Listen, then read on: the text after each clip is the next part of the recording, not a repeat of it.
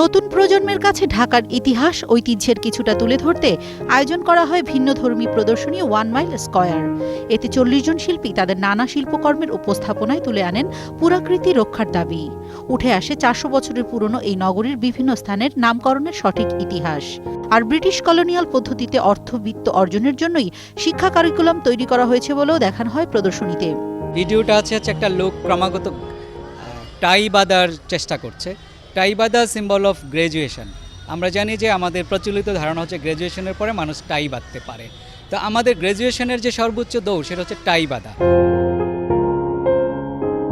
নগর উন্নয়ন ও আধুনিকতার নামে ঐতিহ্যবাহী বিভিন্ন স্থাপনা বিলুপ্তির প্রতিবাদে এক শিল্পী তুলে আনেন বৃক্ষ নিধনের কুফল। একটা ভবন ভাঙা হচ্ছে, যে আসলে এই ভবনটা ভাঙা হলে এখানেও একটা সুউচ্চ ভবন উঠবে, আর আমরা আস্তে আস্তে আমাদের গাছ যে কয়টা আছে ওটাও হারিয়ে ফেলব।